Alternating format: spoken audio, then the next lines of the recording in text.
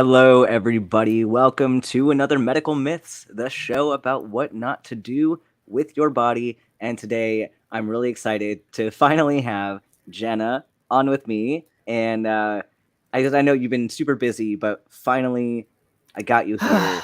Oh man, it's been like 20 years. How are It you was this morning? legitimately like late last year. No, I'm good. I've been up freaking early, going to Home Depot, planting plants and shit.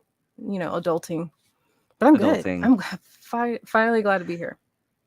Well, I know a lot of the audience knows who you are already, but would you like to introduce yourself to everybody in the audience? Sure. Well, I'm Jena Miyu. I'm co-owner and host and produce and schedule all the great shit on the Atheist Network group, also known as Tang with Oz, my lovely, adoring boyfriend. I also do a lot of my own stuff, especially a solo show on that channel. I've been a part of Skeptic Haven and other programs, ACA, things like that. In real life, I'm a licensed nurse.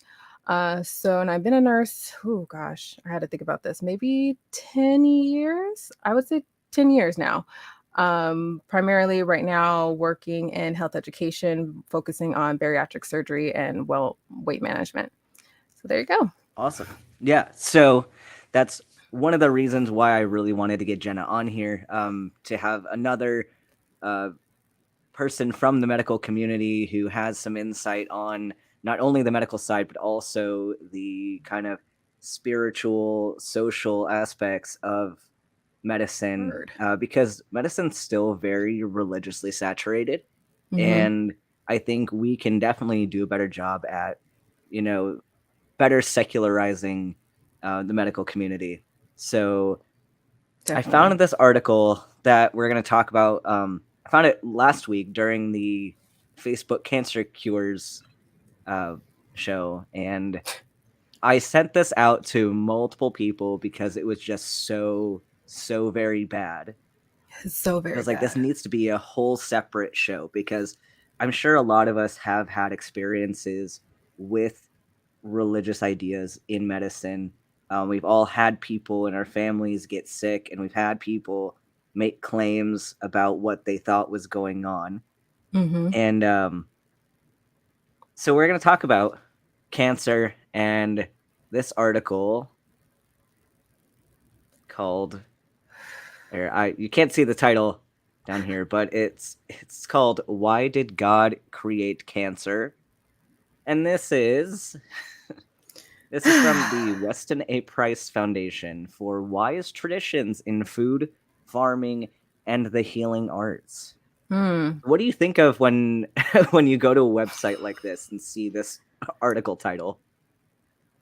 Um, I typically I will immediately click the fuck off because I I I I I'm also in school, so I do a lot of reading and like empirical studies and use like the school library to look at all the different types of studies, and you actually learn how to search and look for valid information.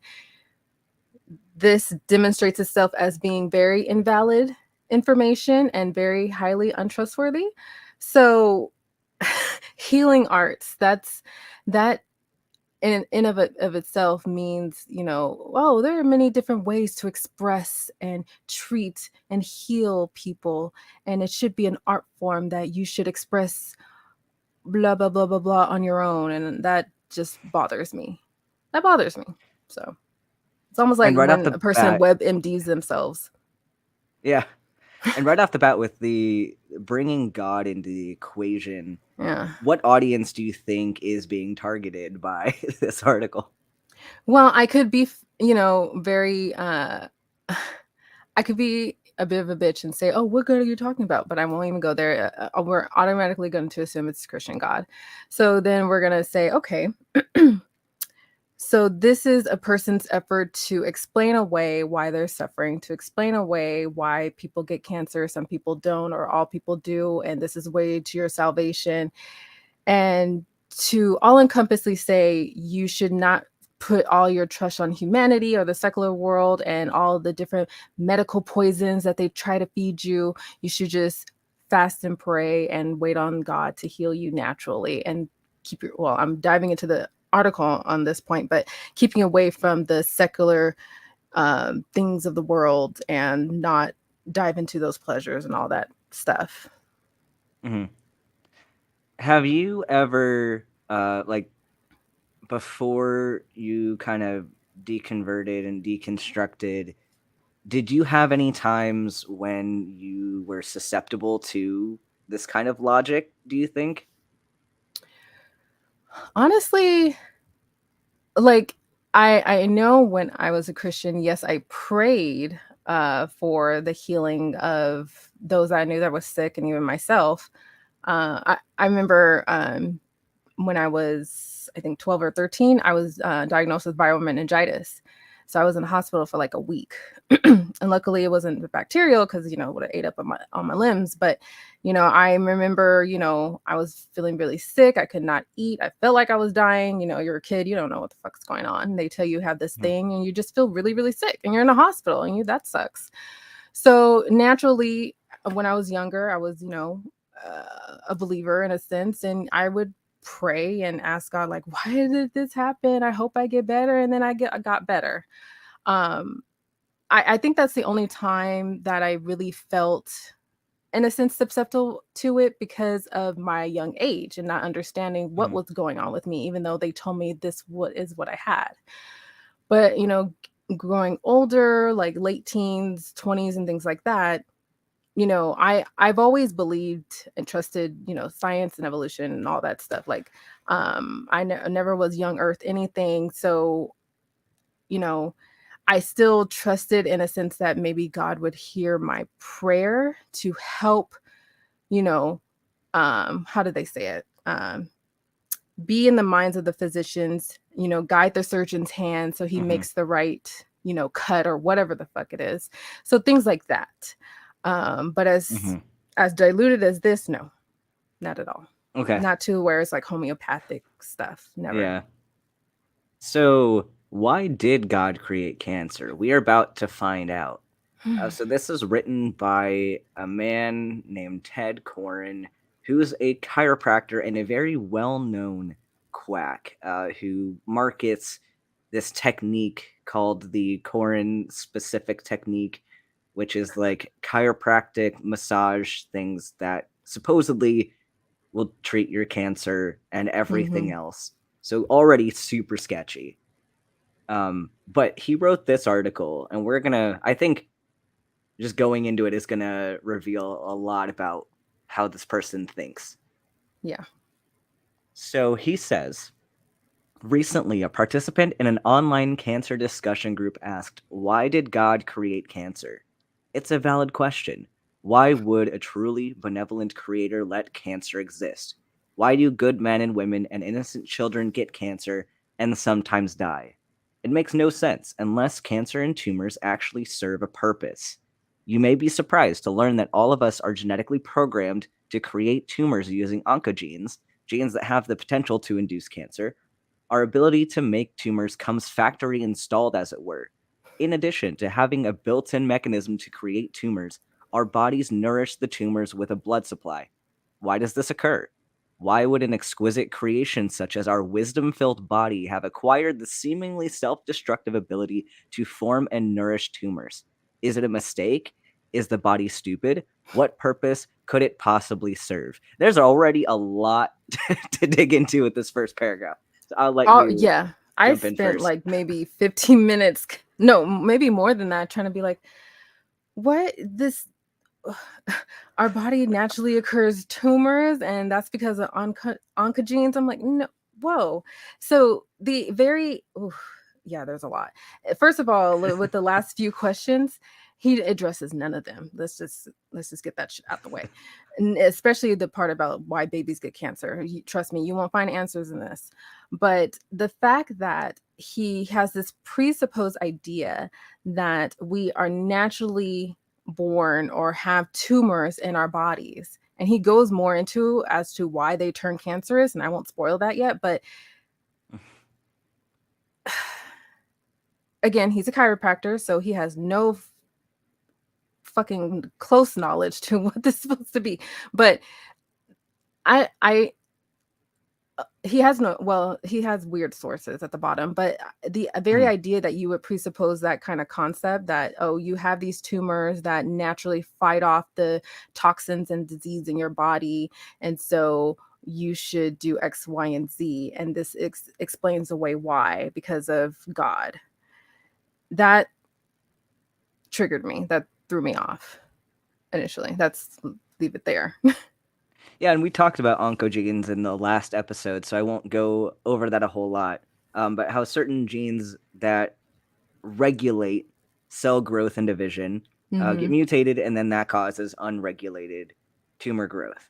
Right. And so we are kind of, a lot of us are predisposed to certain cancer types just based on certain genetic mutations. Many people know of the BRCA1 and BRCA2, HER2 is another one, these genes that predispose you to cancer risk. But he's making a big claim that this is connected to a deity. And I understand that if you are of a worldview that believes in a deity, that it's going to be difficult for you to reconcile that difference of, we Hmm. have these predispositions to getting disease, and there's also a benevolent creator. That's very difficult to figure out in your own brain, and it should cause some dissonance. The thing is, though, once you have that dissonance, you shouldn't just try to make it fit together, because you're just contradicting yourself here with, like, he's a benevolent creator but also your body done fucked up. Which, to Right. answer his question, is it a mistake? Is the body stupid? Yes. That would be my answer. Yes. The more complex a process is, the more likely you are to get a mistake at some point in it. And I think that that's exactly what we're seeing with cancer. Right. And if this benevolent God was as super smart as he's supposed to be, or he, she, or what the fuck ever, it, why would he or them create our bodies imperfect or stupid or fallible in a sense? And of course, that dies back to, oh, the fallen and the sinful and things like that.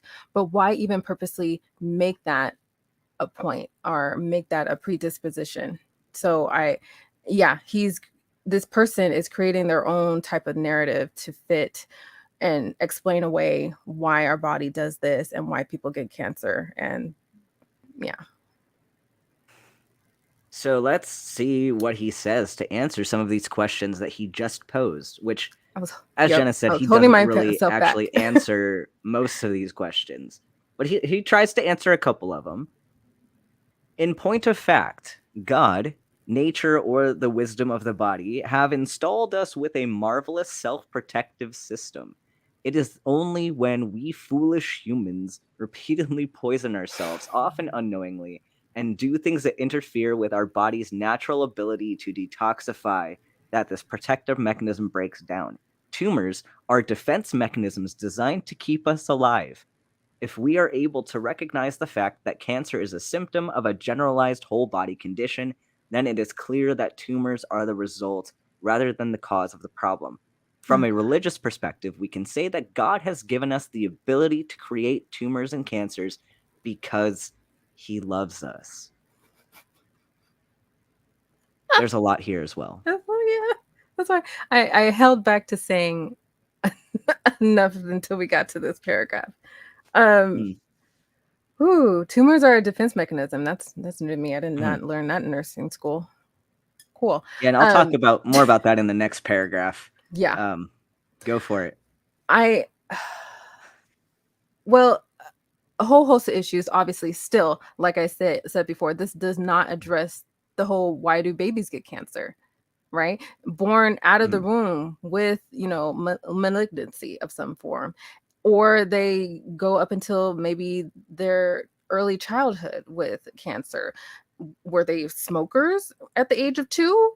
Did they, shoot up drugs at the age of 4? And that's why they got those toxins. What toxins you're it's like he's gearing this to say the evils of the world and what we do to our bodies or what we consume is Mhm. therefore why, with the natural defense of our tumors is why you would get cancer. And it seems to also phrase whether you're a believer or not, this is what will happen, and you're supposed to pray away. But also to the point, um, I wonder how he detoxifies himself from breathing air. Right. And going out in sunlight, because we know Yeah, ultraviolet radiation is a huge cause yeah. of cancer. So Mm-hmm. you're just going to detox from the sun. Don't give your baby that GMO filled, non organic applesauce, because that's going to give your baby cancer. Yep. Like, it's very victim blamey. And Yes. especially like that last sentence, that God has given us the ability to create tumors, as if tumors are a good thing, which he does make that claim in this whole article, that tumors are good, Mm-hmm. but that he gives them to us because he loves us. So this is an act of mercy that he is giving us cancer. See how you can also kind of switch that last line up and say, God has given us the ability of free will, and therefore suffering is a thing because he loves us. Mhm. And we must, call on his name to pray to him to release the suffering or whatever. Same shit. It was God's plan that your sibling got hit by a train. Like, it's because he loves you and wants you to develop as a person. Like, that is horrible. That Yeah, is horrible. right. But his will is just. So that's why it's not technically horrible. That's the scapegoat. It's Mm, always the scapegoat. It's just like, it's almost like saying, well, damn if I do, damn if I don't. God's going to heal mm. me. He heals me. It was in God's will. I got cancer. I pray for God to heal me. He doesn't heal me. They die. Still in God's will. Yeah, and it's foolish humans repeatedly poison ourselves. But Even we're those babies. foolish, but then we poison ourselves often unknowingly, as if there's something that we should Right. have done. And of course, it's reading his books and using his treatments that are going to make us not poison ourselves. But Right. this whole paragraph is blaming you for whatever cancer you have. And the question that he started off with was, he said, from somebody in a cancer support group. Like, if he is in these cancer support groups with people actively coming to terms with a disease that they have, like, what is, number one, what is he doing in this group? That is incredibly predatory. If he's in these cancer support groups telling people that it's their fault, that God wants this to happen to you, and that I have a way to treat it, which, if this is God's way of loving you, Mm-hmm. if this is good, Mm-hmm. then why is he trying to treat it? Right. That's a fair question. That is a very fair question. And you're right. This is a very predatory notion if he's going to these, again, chiropractor. I don't know where the connection is between you going to these cancer support groups as a chiropractor, but then looking at his whole methods and stuff, it's yeah, ridiculous. But no, that's a very good point, Ben, that you just said, as far as, if this is God's will, why are you striving to try and treat it, even with your own bullshit methods, sir? Mhm. Just let it be done. This is what Yeah, God wanted this person to have. Are you therefore playing God yourself and trying to treat that individual? yeah. So I guess the moral of the story right off the bat is, God doesn't care about you. You don't care. He don't care. You don't care. So what is the role of a tumor? Oh boy. Why does What is God's plan for the tumor? Mm. Cancer and toxicity go together. The role of tumors is to store or sequester the toxins to a small circumscribed area to keep the poisons confined and prevent them from spreading. We know that tumors are highly toxic because when conventional cancer therapies break up a tumor very quickly and suddenly release cellular components into the bloodstream, a situation referred to as tumor lysis syndrome, this disturbance releases so much toxicity or poison that the person may die. And I really want to jump in on this one Please because, do. number one, um, he does not ever clarify what toxins or poison, which toxins and poisons are different words Yes. definitionally. Yes. And he never specifies what these toxins are. He'll just use it as a broad term of, like, this is a bad thing. Everything Mm-hmm. bad is a toxin or poison. And just uses that throughout, does not specify. But we know that the mechanisms of different toxins play different roles in cancer pathophysiology. We know that um, there are multiple factors at play. So just this is revealing the fact that he has no clue what he's talking about. He's using this as a filler word to make his point, but he Mm-hmm. himself doesn't understand what he's saying, and it's a lot of word salad. But tumor lysis syndrome is something that I did want to talk about because it is a legitimate condition, but primarily it's going to happen from either leukemias or lymphomas. So usually blood tumors are where you're going to find the majority of your tumor lysis syndrome. But it's Mm-hmm. not necessarily toxins that are being released, it's electrolytes. The problem here is an enormous quantity of electrolytes being released from a cell because, of course, cellular physiology is a lot of electrolytes in, electrolytes out, that balance of bringing things in, Right. maintaining gradients. And Maintaining so homeostasis. Yeah. when you burst a cell, you're going to let all of those sequestered electrolytes out. And you Mm-hmm. take something like a muscle cell, for example, where you have calcium storage in the sarcoplasmic reticulum. Once that bursts, you're going to get massive Right. efflux of calcium. And we know that that can lead to arrhythmias. Also, if you have phosphorus leaking out, you could even have hypocalcemia because you Yeah. have phosphorus binding the calcium. And this is where you get more of the problems. These aren't toxins, these are materials that you need anyway, that all of your cells need, but they're in the wrong place at the wrong time, and the Mm-hmm. kidney cannot eliminate it quickly enough. And that being another problem because many of these people have poor kidney function anyway. So you throw on worsening kidney function and you're going to get worsened tumor lysis syndrome. So this is Right. a true syndrome. He's using this incorrectly to make his point. And we do have treatments for tumor lysis syndrome. You can use allopurinol. You're essentially using gout treatments for tumor lysis syndrome because it's often the same materials in tumor lysis syndrome that you get with gout. So, I mean, yes, it is a problem, but he's using this example improperly, and it's not toxins. Right. And again, the one of the sentences where he says, "We know that tumors are highly toxic." I, and he doesn't, like you were saying earlier, Ben, like he doesn't specify, what, or maybe it was offline. He doesn't specify the various different types of tumors. Some can be benign, malignant, in situ, things like that. And the fact that, you know, just it's hard to wrap my head around, so I'm gonna break it down because I know the whole process of how excess cellular growth can grow those tumors, and they can grow in a stage where it can either be benign or malignant. But it's basically our natural body functions. I wonder if he's trying to comport. I'm probably going too deep for this anyway, but fair. I wonder if he's trying to comport what you were just expressing, the releasing of the imbalances, chemical imbalances in and out of the cell, and that breaks down and causes the toxins to flow throughout your body, therefore cancer. Yeah, I don't know. I have no clue what I he's probably actually just went too saying deep for here. that, though. Yeah, I know. But he does the way that he's describing tumors is Hmm. very interesting because a tumor is a general like umbrella term for unregulated growth, so or Right, even like just a cellular mass in the body. And right. you can have tumors that are not cancerous, as Jenna mentioned, but what he's saying about tumors sequestering toxins, there's a very specific type of tumor that he's referencing here, and that's a granuloma, which are usually benign, and it's an aggregate of immune cells. And this is actually where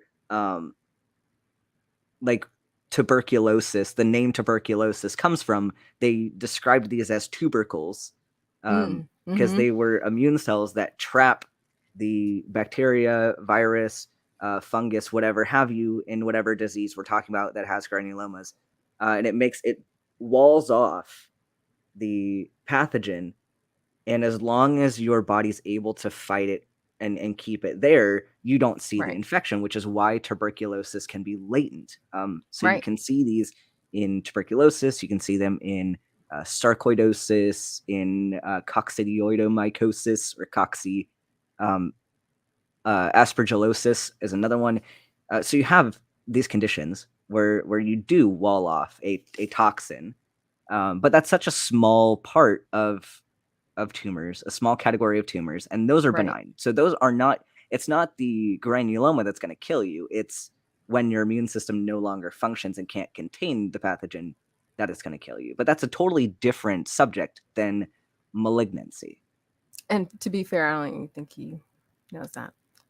I My don't other think he prop, does. no, not at all. The first sentence alone is my other issue. Cancer and toxicity go together. We know as far as lung certain lung cancer, like if you're a heavy smoker, you are not everyone, but you could potentially be an individual that is presupposed to developing lung cancer even from secondhand smoke. Mhm, Then you have issues as far as how do you explain away pancreatic cancer? mhm. What form of toxin that a person can ingest from the world, from this earthly world, that could cause them to have pancreatic cancer? Yeah, I don't, he's yeah, um, it's a lot my there. favorite example was going back to retinoblastoma that we talked about a bit backstage. So you have these newborn babies with a tumor of their eye, Mm-hmm. which they have to get their eyes removed in that case because it's so dangerous. Retinoblastoma Mm-hmm. is deadly, Mm-hmm. and you have a kid. Is it the one time that you didn't feed them organic food, like your non-organic like formula that caused them to no like these kids are a lot of them are born with it. Sometimes they you can develop it over time, but they have a gene, the retinoblastoma gene, that is mutated. It's an oncogene. And so he's definitely blaming people for things that you really can't blame people for, like that. Right. It must be the natural sinful state of that baby that caused them to get retinoblastoma.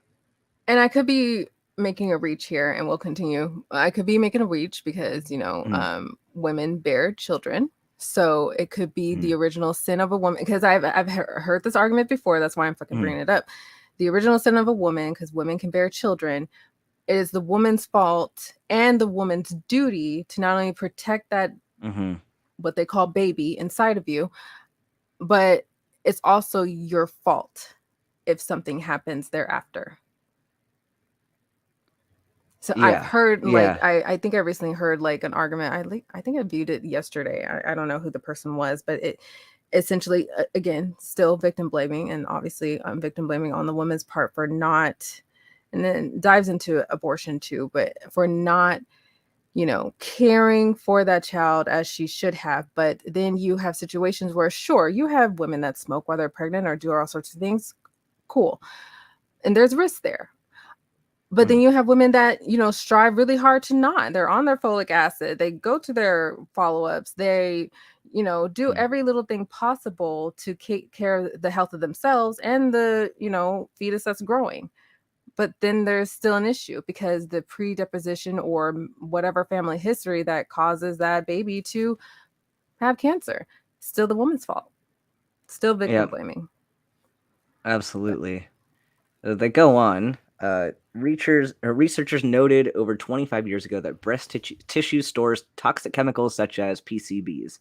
They observed elevated levels of PCBs and other chemical residues in fat samples from women with cancer compared with women who had benign breast disease. Investigators concluded that environmentally derived suspect carcinogens likely play a role in the genesis of mammary carcinoma. Looking at the issue of cancer and toxicity from another perspective, an independent researcher examined root canals and oral infections in nearly 4,000 women who had lung or breast cancer and found that in 100% of cases, without a single exception, the oral health problems were on the same side of the mouth and body as the cancers. And this is genuinely dishonest mm-hmm. argumentation here because, sure, I would agree that there is a link between certain carcinogens and cancer. I would Sure. also agree that there are associations. I'm not saying that it's necessarily a known cause at this point, but associations between oral health and other types of disease. So we do know that what happens in your teeth can affect the rest of your body. We know that. The problem is he is making links between uh, these very specific cancers and whatever non-specific environmentally derived suspect carcinogens, which, like, sure, it could be a factor. Do I think it's the only factor in why they developed cancer? No. No. And the same thing with the oral health study. It's like I'm curious too about that study, because if you had a study with 100% of Mm-hmm. people with something, that tells me that there's a selection bias at play, to where, like, how did you gather your data? How did you determine your sample Mm-hmm. size? What's your inclusion and exclusion criteria? Right. Because I'm suspicious of this study. Oh, absolutely. There, even with the best medicine in the world to treat the worst kind of disease, there is no 100% guarantee of absolute a guarantee of anything.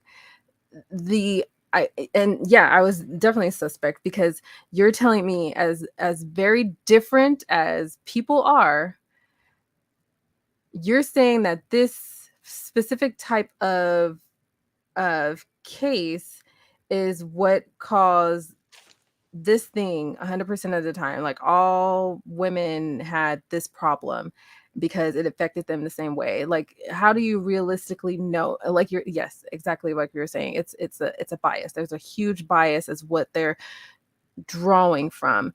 And I was trying to, there was one part that captured me and it kind of left off. I have to scan it again, but I feel like they were looking at one particular type of thing to draw a dozen conclusions, but I kind of lost it. But I think If you that, think about it, we can go back to it. yeah, yeah. The next paragraph: Go for it. we have known for even longer, nearly a century, that populations exposed to toxic substances have higher cancer and tumor rates. This is especially the case for people living or working near, downwind, or downriver from chemical factories, oil refineries, toxic waste dumps, and other entities that spew poisons. The observation is inescapable. People exposed to toxins get cancer. And I'm not disagreeing entirely. Like, Right. we do know that these are related. However, this does not support any of the points that he has made previously. Like, this does not tell me why God made cancer or why cancer is a good thing. Like, this has nothing to do with anything that Not he has even said. close. I feel like no, it's not even close. It's still um applying some type of saying it's because society has built us around these toxic areas and that we breathe this in, therefore this is why these natural tumors that we are born with or with those natural defense mechanisms have grown to be cancerous, and that's why you die. It's I We're not getting to the crux of why, even if that is true, fine, but the crux of it all is that, what would be God's reasoning to even further that action to turn that tumor into cancerous when he has the power to stop it? And Mhm. again, the explained away explanation is that, well, it's his will. He chooses who will get cancer, who will not get cancer. Even if it was the most highly favored, faithful servant, they still fucking get cancer. Yeah, that's my other question. So, Mm-hmm. I mean, he makes the claims that cancer is basically a sign that you done fucked up, and here's God's way of letting you know that you done fucked up. Mm-hmm. But then, if that's the case, then how come some of these very prominent preachers or very religious leaders will do everything right and still, like, right in their own religious sense? Like, why are they doing all those right things, but when they get cancer, it's not a, well, he done fucked up. It's, Mm-hmm. now you got this because God wants you to work through this difficult time in your life. So Mm-hmm. how do you simultaneously make both claims? It could be either two things, I feel, and I've heard both. I'm sorry for the beeping. It could either be God is testing that faith of that individual, We remember the Mhm. story of Job, Mhm. as faithful that he was. So he's either testing you or he's setting you up as an example for someone else to be more Christ-like and faithful and blah blah blah. But even if for the second part, even if God was setting a person up and got and hadn't let them have cancer to demonstrate a lesson for someone else to be more faithful to God, I would question that. I would be like, well, if God is making you have cancer for me to actually worship God so I don't get cancer, I call bullshit. Because what if God then gives me cancer to make a lesson for someone else? Like, So why would that be trusting yeah, to you? yeah, and how would you know if, like, if you have two people who got cancer and one of them got cancer because of original sin and because they were foolish and decided to live in a place where there was Mm-hmm. secondhand smoke, and then you have another person who was given cancer because it's testing their faith. Right. So how do you tell which person you are? How do you know? Like, how are you supposed to, if you are supposed to learn anything from it, like, how do you tell if it's a punishment or if it's just a test? You don't. You just guess. You just guess. You're just like, oh, uh you maybe take a guess and look back at your life and say, oh, did I do something? And that's the thing. That was another one actually that jumped at Mhm. me. You know, a way of someone just trying to understand why this is happening, questioning why they are in this sickness. Hey, babe, why they are in this sickness and I don't know where I was going with that. I feel like it's just a way, of course, a crutch still to just attach yourself to God to make sure that whatever He can give you the answer, whether it's fasting and praying, and He speaks to you, but ultimately, you never truly know. Mhm. So no matter what, you're gonna blame yourself for something. You are, which in a sense, sh- if you believed, you would be blaming God for even having you get cancer in the first place, because He can close and heal our wounds. Mhm. The next paragraph says, "One of the best books ever written on the subject is A Secret History of the War on Cancer," which definitely not sounding like a Oh my conspiratorial God, title. it's always a war on Secret something. Journal of Cancer. Okay. Okay, yeah, I don't care about that paragraph. Yeah, please. Like these Yeah, we can go over 1930s that. researchers, European doctors have understood the role of toxicity in causing cancer for a long time. Dr. Natasha Campbell McBride, popularizer of the gut and psychology syndrome dietary protocol, went to medical school in Russia and says, in Russia and Europe, it was always known that toxicity caused cancer. There was no question about it. On the other hand, if you ask an American oncologist, why did I get cancer? The oncologist will look at you like a deer in the headlights and mumble something about genetic mutations.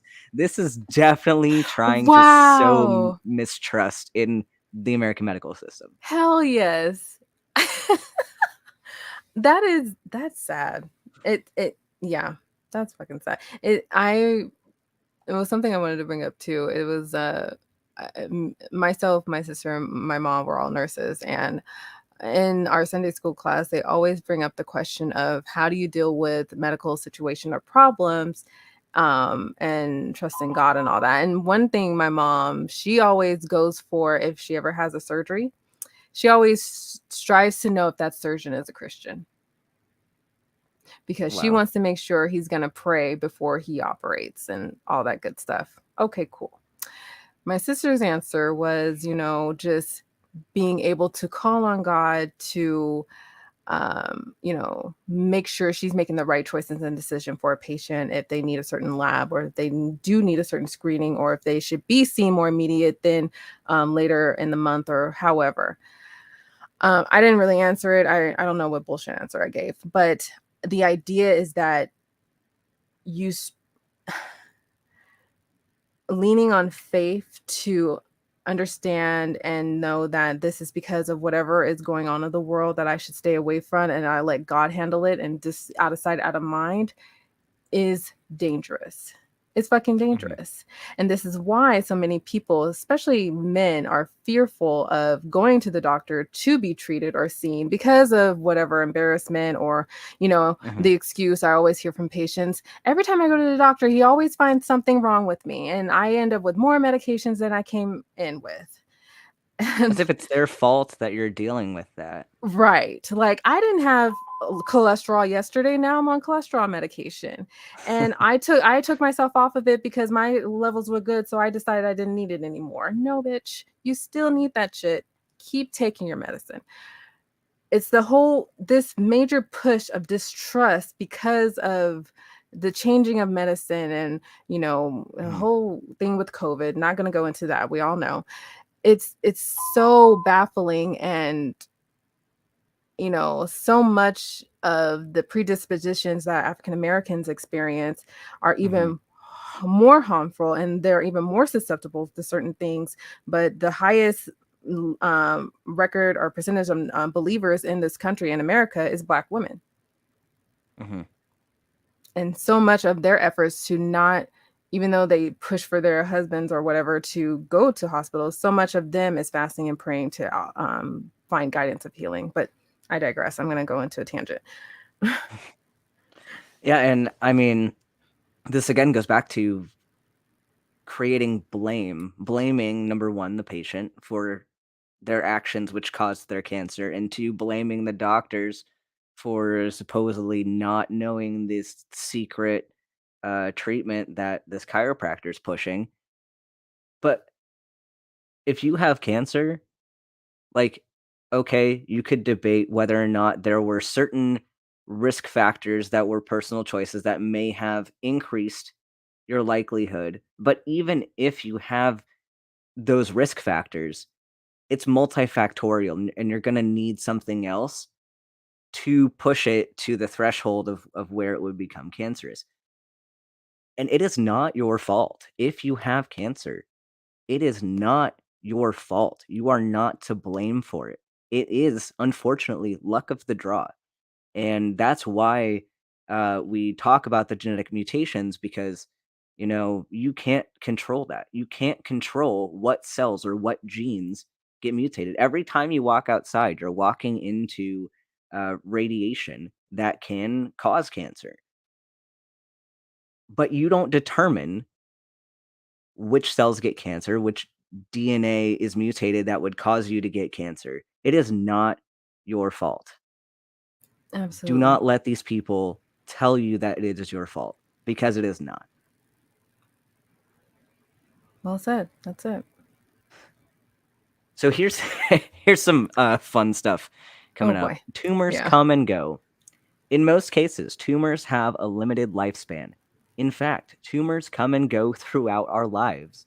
You may have many tumors today and none tomorrow if your What the body fuck? is working as it should because you have a natural ability to remove toxins. With effective Well, detoxification, the tumors are no longer necessary and your body can dissolve, neutralize, and eliminate them. Spontaneous remission is the medical term that describes the body's ability to dissolve and excrete tumors, even life threatening ones. The tumors just disappear. Spontaneous remission is a well documented phenomenon in the biomedical literature. oh God, shoot me. Go for it. Go for it. I, Take this one. spontaneous. Okay. Tumors just disappear. Yeah. I a medical term that describes the body's ability to, you know, that does not work if someone has a predisposition of, their kidney cells not functioning right and they can't excrete protein out of their system enough, or they excrete too much protein out of their system, or whatever else that causes them to damage their kidneys, or someone that is at risk to receiving multiple calcium stones in their urethra and up in their uterus and everything else, or someone that's also still predisposed to having really high blood pressure like that. You're I think his mindset is like everyone is made this way normal, and the normal is the tumors. And then over Hold on, hold time, on, yeah. hold on. Wait, atheists believe in nephrotic syndrome? What? You actually What? think that? These are protein. It's an atheist thing to believe in nephrotic syndrome, Okay. right? Yeah. Yeah. I I I I don't well, anyways, yeah, I don't get anything he's saying, but that is the trouble of him not understanding as a chiropractor. I'm just gonna restate that Hmm. shit because he has no medical background, truly, you know. Um, to think that reading some article in the eyes of trying to find out the answers that best fit your narrative. That's Hmm. what he's drawing from most of this. Um, and to say that, oh, it'll just dissolve away and you'll excrete it out of your poop or pee it out or however you excrete it. That's not how that works either, bro. Hmm. This I'd is love to see the very source dangerous for to attempt. I would most too. most tumors have a limited lifespan, because that's contrary to, most things that I've studied. And like in some cases, but not the majority. Like, he's Hmm. claiming a majority of cases that these just spontaneously remit, and this isn't caused by effective detoxification necessarily. Like, sure, immune function does probably play a role in this, but your detox teas, your chiropractic, all that is not going to cause your tumor to spontaneously remit. And even if it did, that would no longer be a spontaneous remission. If you're taking a detox, that Yeah, is then a treatment and no longer spontaneous. right. Exactly. And I'll, full disclosure, I'll admit I don't know every little thing about how cancers come about or remiss or things like that. And this plays into the narrative of when people are diagnosed with cancer, doctor says they have X amount of months or days to live. They go back, do more tests, and magically it's not there anymore. And oh, praise Hmm. God, miracle. Hmm. And Hmm. then they look at me or they look at other people and say, how do you explain that? It has to be God. It has to be a miracle. They saw it in the scan and now it's magically not there. Your body does shit sometimes. That would be my explanation.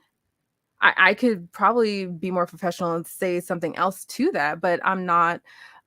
That's not my area of study. I haven't really geared myself to fully get more in depth on that. But to the dangerous notion to say and also care thereafter because you need to be watchful and still have treatments and tests to watch that stuff, but you automatically will assume that this miracle happened and then you're just cancer free for the rest of your life. Like, I Hmm. that dangerous mindset of teaching people that praying it away or just ill vanishes automatically or miraculously, it again pushes aside or belittles the treatment of medicine and what it strives for and what it tries, I would hope, to be more preemptive than it is more um um on the other end.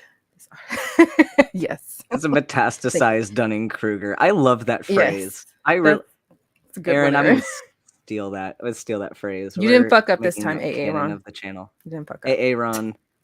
Ay, Pathologists ay, ay. find far more tumors and cancers in autopsies, such as in victims of auto and other accidents, than doctors What? diagnose in living patients in their offices. A 1993 report, yeah, because that's so recent, using up Yeah, to date research here, reported brilliant. that whereas 1% of living women between ages 40 and 50 have clinically apparent breast cancer, almost two-fifths, 39% of autopsied women in the same age group show evidence of breast cancer. Yeah, 1993 study is definitely what we're going to be So, citing for modern medical knowledge. yeah, yeah, We knew truly. so much about cancer in 1993. Yeah, and more than we do today. Wait, I'm a little bit. Wait, okay. I thought he was trying to Mhm. make it okay. Pathologists find more tumors and cancers in autopsies, such as in victims of auto and other acts.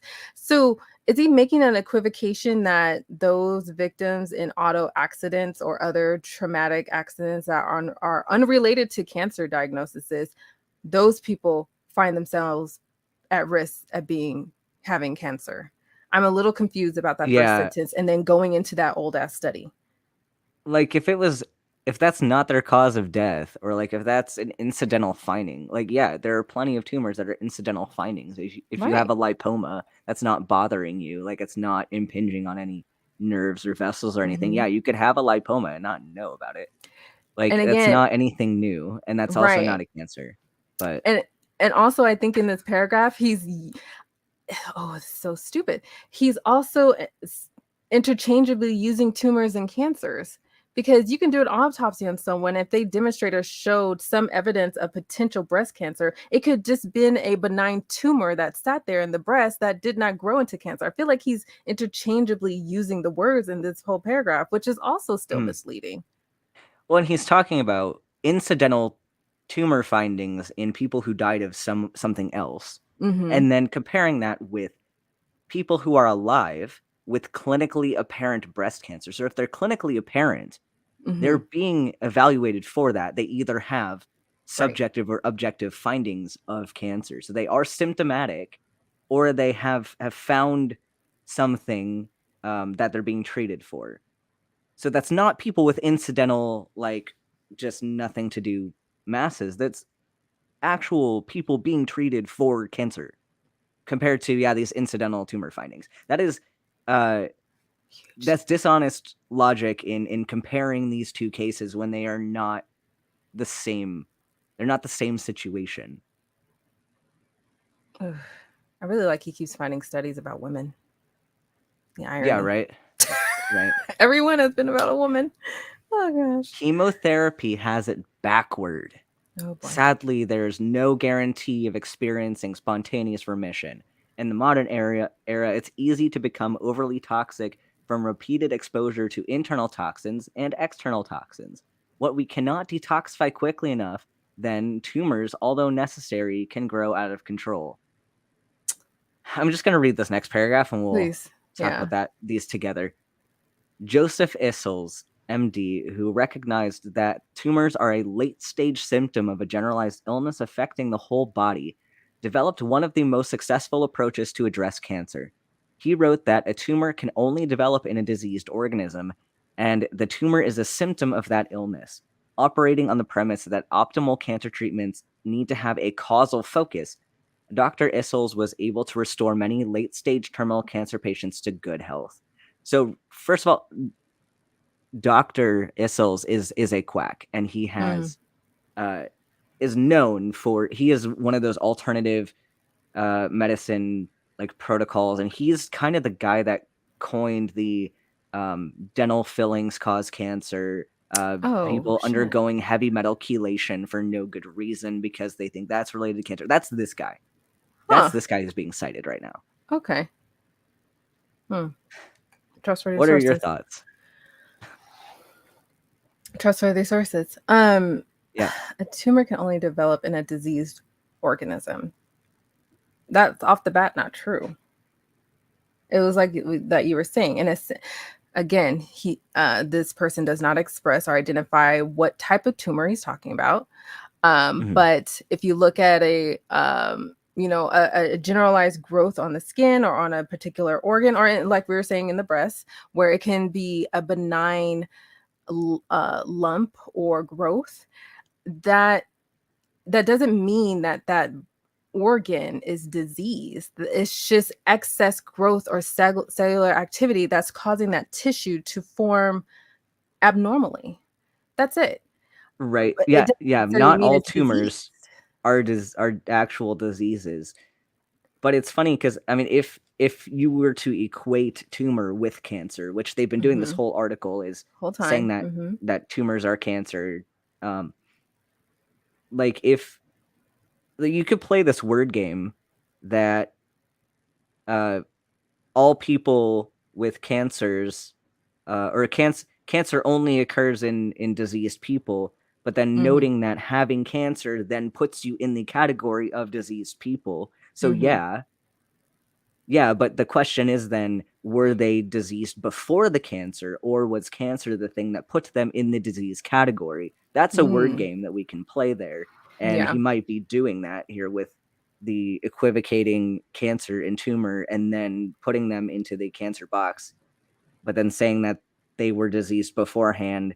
This is all just a word mess. And I mean, the whole article is a word mess of unclear definitions and unclear criteria, Right. but I And expect I nothing think less from these people. Right. And to go back a little bit with the first one that you read, it it it now, I think this is also still pushing back to the guy's explanation of the toxins on the AXAT ward that people ingest, because now he's listing internal toxins.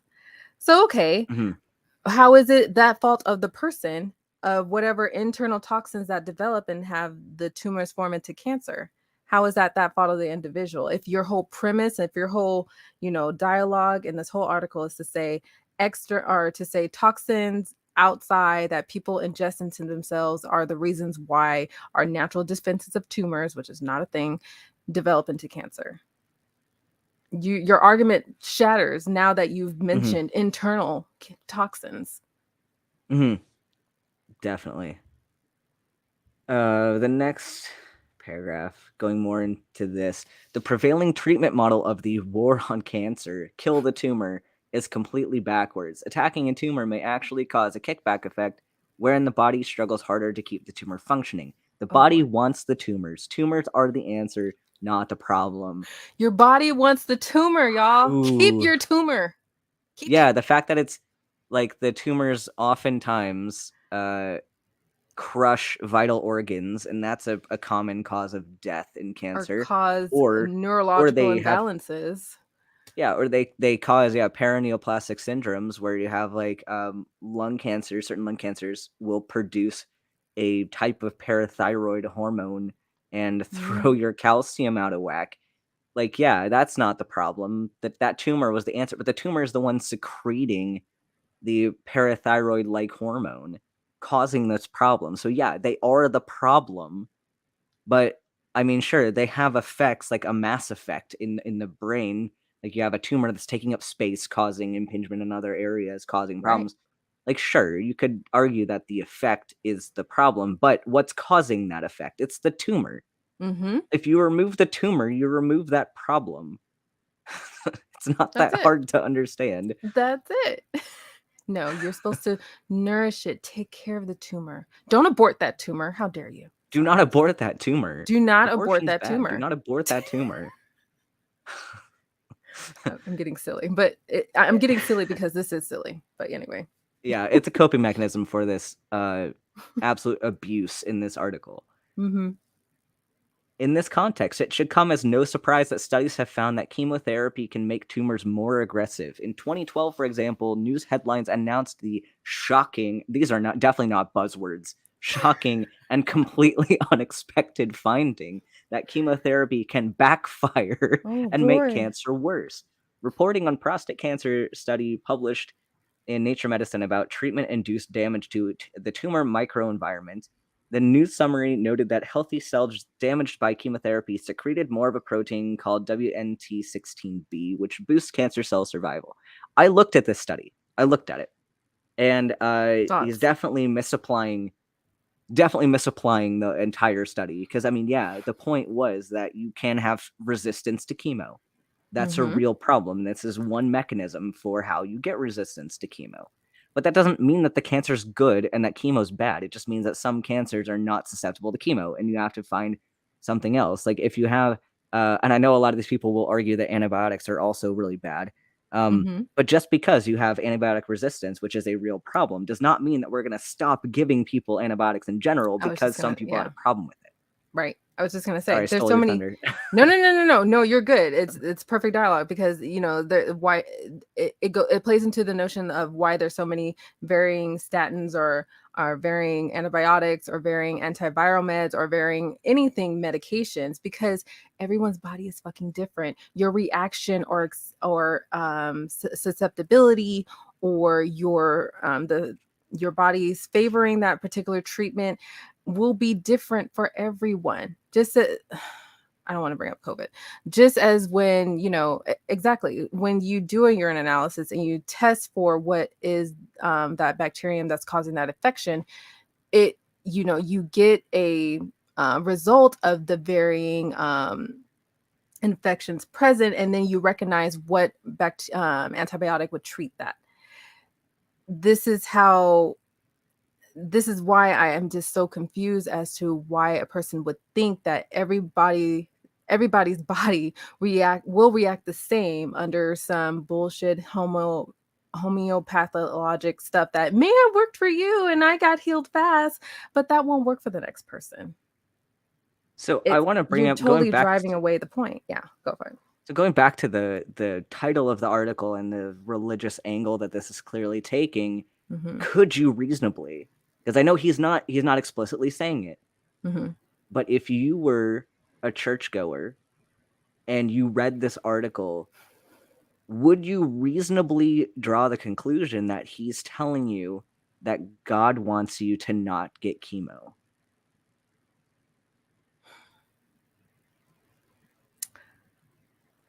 Whew. I'm trying to pull my mind into being a Christian. Well, no, because I can rightfully say that even as a Christian, I would think or conclude that this is misleading and Mm, saying that chemotherapy is overall just bad, that it's you're just trying to kill a toxin with another toxin on top of it. That's not natural, mm, things like that. A person, and this is way before I had any kind of nursing medical knowledge of any sort. I still would make that claim or assumption, or that would be my feeling, I would say. But the harm obviously would be for someone, especially if a person that doesn't have very good medical care or insurance or can't get that available access or treatment or is just too expensive. They would get this idea in their head that, oh, chemotherapy, I can't even afford it anyway. And obviously, researchers are telling me that it's just causing more harm to my healthy cells than it will be for the cancer cells. So why bother? Therein lies the additional danger. absolutely. And like bringing in someone's uh, religious background, making them think that it is their duty to do what God tells them to, Mm-hmm. and then using that, knowing that that's a huge part of their thought process and a huge contributing factor to their how they see the world, how they see their own lives. Mm-hmm. This is disgusting that people would prey on that and say, yeah, well, your God wants you to stop your conventional medicine and do my chiropractic adjustments. That is so disgusting. So disgusting. It may, like, for the moment, temporarily, what it's doing is temporarily lowering the symptom. It's not treating the actual problem. Mm-hmm. That's all that homeopathic natural stuff does. It may or may not do something for your symptoms, but it's overall over time, it's not doing shit for you. I'm going to read the next few paragraphs together because Mm-hmm. uh, there's definitely some misuse of the science here, and I want to touch on it. And this actually will be some good stuff to talk about with you in your nursing background. So, a more recent report in July 2017 in Science Translational Medicine on breast cancer came to much the same conclusion, stating that chemotherapy promotes circulation of tumor cells in the bloodstream. In the researchers' words, chemotherapy, despite decreasing tumor size, increases risk of metastatic dissemination. It should be readily apparent that the answer to a toxic condition is not more toxicity. Chemotherapy is highly toxic. That is why courageous investigators have been sounding the alarm about chemotherapy for many years. A comprehensive review in 1992, Oh again, boy. most up to date Seriously. studies in 1992, of chemotherapy clinical trials and publications described the success rate of chemotherapy as appalling, with strong evidence pointing to the absence of a positive effect. In 2004, another major study reviewed 15 years of chemotherapy treatments for the most common cancers causing the most deaths. The contribution of chemotherapy to 5 year survival was minimal. And so he's using chemotherapy uh, as like it's very broad, but he's trying to sound like it's very specific as well. But Mm-hmm. there's you take like people with rheumatoid arthritis take chemotherapy. Like people with other types of autoimmune conditions take chemotherapy. Like chemotherapy is not only for cancer patients, and not all chemotherapy is the same. You have some very gentle chemotherapies, and you have some very aggressive chemotherapies. And they're not listing which specific chemotherapies they're talking about Of in this course. paragraph, but saying that they're all the same and are all dangerous. Right. I mean, excusing, I'm gonna try excusing the fact that you're using really old resources. Um, like you were saying, whatever type of whatever type of chemotherapy treatment those women with developed breast cancer ultimately it failed them. It's still not getting to the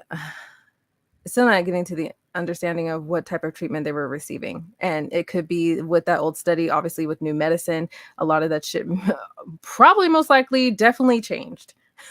So it's another still essential driver of just a misleading information of medicine of old versus what we have today, and still not being specific about what type of treatment that person is, and of course narrowing, like you were saying, the idea that it's just directed at uh, cancer treatment. I've never worked in cancer ward, cancer treatment, closely with chemotherapy patients. Um, my basic understanding is whatever I was taught during school. But I will say I did work in urology, where you do have those outpatient type of treatments where either you give Lupron injections to treat for Mm. prostate cancer, or it can be something more aggressive. So to say that any particular cancer, wherever it is in the body, based on one particular treatment, it's going to be disaffected for everyone. You're painting a broad brush to say chemotherapy, if you get it, it's not going to be good for you. You don't know that. Mm. Nowhere in this article is he even addressing or coming close to that. Not even expressing any other types of treatment. And I What is think rightfully so, nuance? because of What is right, nuance? right. Yeah, thank you. Yeah, it's like if cancer was this simple, like Mm-hmm. everyone would be able to be an oncologist. Like, why do you have to go through a bachelor's degree and medical school and a residency and a fellowship? Because these are fellowship trained physicians. Why do you have to go through like 14 years of medical training to be an oncologist when it's this simple? I don't know. I don't know. This next paragraph is interesting. So in 2015, researchers reporting on patients with end-stage cancer in JAMA Oncology concluded that not only did chemotherapy not benefit patients, it appeared most harmful to those patients with good performance status. The authors What does that mean? cautiously suggested that chemotherapy use in patients with terminal cancer may need to be revised. They also noted that an American Society of Clinical Oncology expert panel identified chemotherapy use among patients for whom there was no evidence of clinical value as the most widespread, wasteful, and unnecessary practice in oncology. And this is a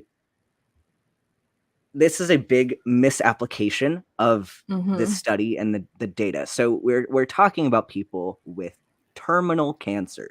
So these are people who are most likely hospice or about to be hospice.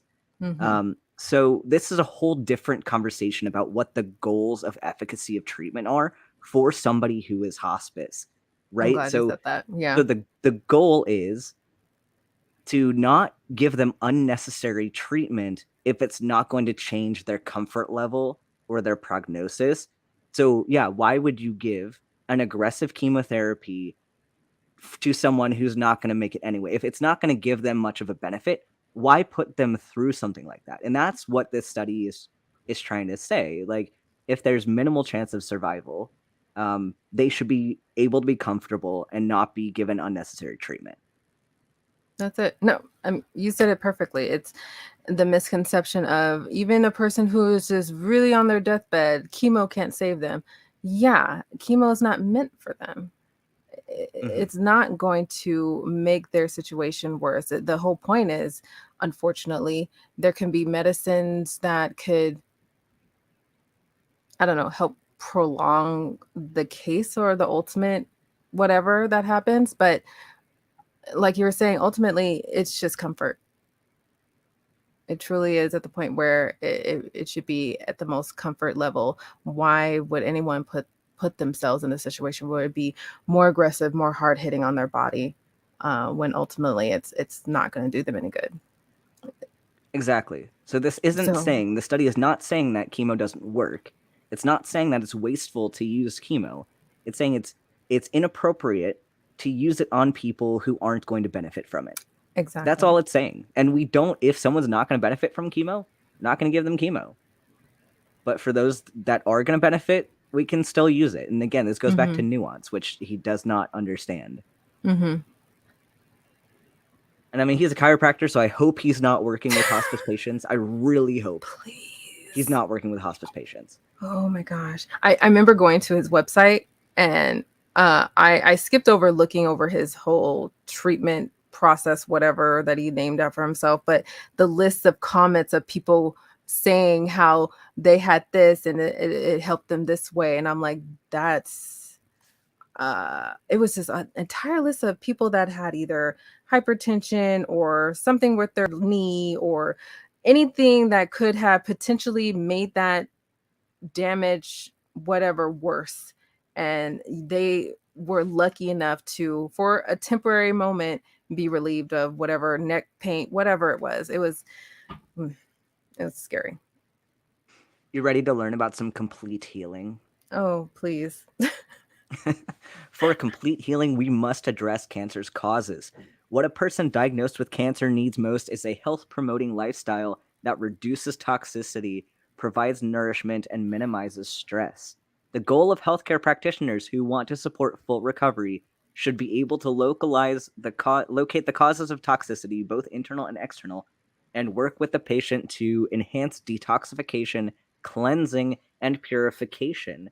There's a Mhm. reason why we find evidence of detoxification practices such as hot baths, saunas, fasting, cleanses, herbs, and many other practices in every culture throughout humanity's history. If ancient Greeks and Romans and native peoples from all over the world could understand the need for detoxification long before the advent of 20th century chemical industry, shouldn't Mm. modern day Americans recognize its importance as well? As a culture, we are far more toxic than any other civilization, and we have the diseases to show for it. Yeah, yeah, where are my healing crystals? Where are they? Where are they? Let me rub them all over me right now. I de- detoxification. Oh, wait, my son. Yes, Phoebe. Yes. Um, wow, just sitting here sauna for the rest of the life, girl. The notion of fasting, yeah, I'm not, yeah, totally would be in there. These obviously over time, however long you want to go back to, there weren't the advances of what we have today. And it's almost like the same argument with, oh, how did they build the pyramids? They must have this weird technology that modern society couldn't do that now. It's like the things that we understood then were things that we were just had available to us. And as civilizations grow and societies mature and we advance in what we can utilize resources for to develop means to survive, nothing is going to be perfect. But to insinuate and say people lived longer or lasted better because they bathed in hot baths and were in hot saunas and fasted for 24 hours or more or cleansed themselves with the natural earth weeds and stuff, that's BS. There were points in our history where people didn't live beyond the age of 30 or less.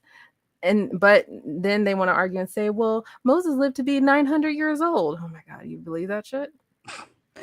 The Romans also like shared whatever like butt Q-tips that they use. Like, yeah, so we're gonna Yes, they did. copy the ancient medical practices of these cultures. Yeah, I don't think I want to replicate all of that. Like, there are plenty of diseases that we've gotten rid of because we've stopped doing things like that. There are plenty of Um, diseases we got rid of because we started learning why the reason of washing our hands is important. yeah, Just and that sanitation solved a lot of that shit. back in ancient Rome, the same person who cut your hair is the same person that removes your tonsils. So yeah, again, like medical practices that would not fly today because we've Right. learned more, Right. and I don't think this is a good angle to take. That well, we should just do whatever was done in history because that's stupid. Plain and simple. And he's gonna shill his thing, so I'm gonna skip over that Oh, because please. I Yeah. don't want to go with his biofeedback, whatever nonsense. So he continues talking about that the tumor is an ally, not an enemy, and promoting its function is helpful. No, do not do that. But we can look at some of the dietary principles for cancer patients Cod liver. to kind Yummy. of wrap this up. So he's saying that these you have to eat nothing but clean food. I mean, I would agree you should wash your food, but that's not what they mean. Including pasture-fed animal products, and to avoid all processed food containing refined sweeteners and industrial seed oils. Mm. So you should have cod liver oil, raw milk again, which is we talked about this last time. But if you have cancer and are immunocompromised, do not do that. Do not drink raw dairy because we talked about risk for brucella and Ooh. cryptosporidium and lots of fun diseases that immunosuppressed people are already at risk of getting. Ugh. Everything's liver on um, this list. Liver, yeah, butter, bone broth, yeah, definitely Mm. bone broth is what everyone should have. Vitamin K, I mean, probably might be a good idea for like these vitamins are all good things to have. Right. But you can get these from yeah, dietary things. Like if you ate poultry liver, I don't like just don't eat too much because you can get hypervitaminosis A, and that's a problem. Yeah. But I don't have a huge problem with that. But none of this is going to cure your cancer. Like the only thing on this list that you absolutely should not do is the raw milk. But everything else, fine, okay. Yeah. But it's not. Don't stop your chemo to go eat a pound of butter, because that's not gonna help you. No, don't do that.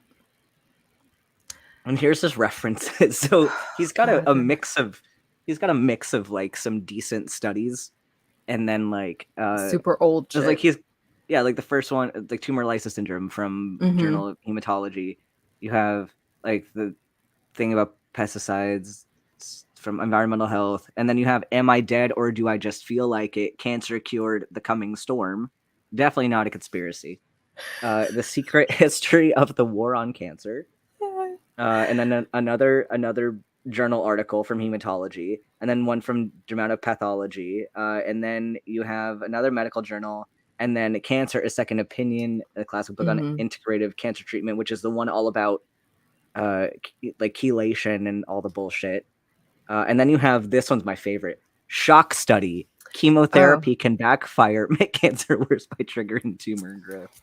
shock. From the Daily Shock study. News. From the Daily Daily News. News. We are citing the Daily News. That is an And the only one empirical here, like, resource.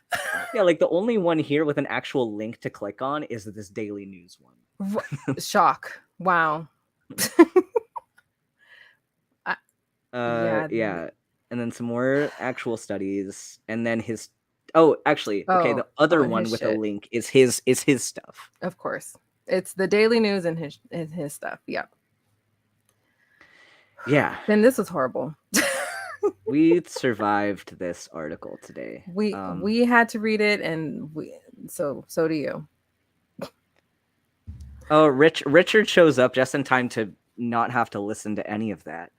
Convenient. Convenient. He's like, now I'll show up at the end when they're done reading the chiropractic nonsense. Maybe I'll have to do a separate episode on the Koran specific technique and just go into the actual thing that he preaches, Does or because do that's yeah. it's weird. It's weird. It is really I Um, yeah. so to debrief, what did we Mhm. learn? What did we learn from today? I learned that ultimately I learned that he did not cover the baby cancer thing. I learned that. Mhm. I learned that. But ultimately I learned that really it's just the fault of the person. It's what we kept saying, and I'm sure many have said in the chat, where it's just victim blaming. It's and he and a couple of quite a few paragraphs he it backfires on himself by saying also internal toxins, but I'll digress from that. But the fact that it continues to presuppose that you naturally are born good with natural tumor defenses, even though we're born sinners. Contradiction. So you get into the world, you breathe in, take in these toxins, and now you develop cancer because you did not trust in the faith to be away from that, is ultimately what this person is saying. Never mind all what he developed as far as his specific technique, never mind all the dietary things that you should eat, and never mind what the ancient Greek people did. It's all to say that society has grown to be more evil and bad and more secular and just sinners. We're all just sinners Mhm. striving to not take care of ourselves like the days of old. And that's why we continue to not see people that live for hundreds of years, or that's why we continue to not see Jesus come back to us, or that's why we continue to see all this damnation that has occurred because we decided to say gay marriage is okay, therefore we have COVID. That's God saying we are bad people because that's why we got COVID. I'm saying that because I heard that shit in my Sunday school class from several individuals before they shut down church. It's this idea of shaming the world and trying to provide an explanation of why we feel like in today's society we're suffering more. It only feels that way because we live in the here and now. We didn't live back then. Mhm. It only ultimately feels that way. We're suffering more now because the world is becoming more sinful. But that's all you know. You're thinking that it was just so more natural and better back then, but you have no idea or concept of how people were back Mhm. then. Truly, you don't. Exactly. Exactly. This article is malignant, as people are saying in the chat. This Mm-hmm. is This not article is something that cancer. people, and it's predatory, preying on people with a disease that they have to come to terms with. That, and I don't Mm-hmm. care what background you come from, what worldview you have. It's tough to deal with a diagnosis like that. And it's going to cause you to need to reframe how you see the world when you have that kind of Absolutely. diagnosis. And preying on people going through that is not appropriate, and it is abusive, and it's predatory. And you should, number one, not be getting your medical advice from a chiropractor, especially online. You should not be going to sites like this claiming that they have the answer to this very detrimental disease. And I wish people like this would just stop. I really wish that they would stop, because they take zero responsibility for the lives that they have ruined or people that they've killed because they persuaded to not Mm-hmm. undergo appropriate medical therapy. Mm-hmm. And Where's the they will not. information? Yeah. Yeah, No, I was going to say, where's the information of his techniques not working? right. Like Quack Watch and stuff, but like apparently you're not supposed to listen to real doctors. But No. yeah, this article was a lot. So getting on to happier topics, we'll go into some announcements. Jenna, where can people find you? Well, I'm primarily on the Atheist Network group, Tang. I share it with my babe, Oz, and a few others we have onboarded as far as with the channel as we develop and regrow.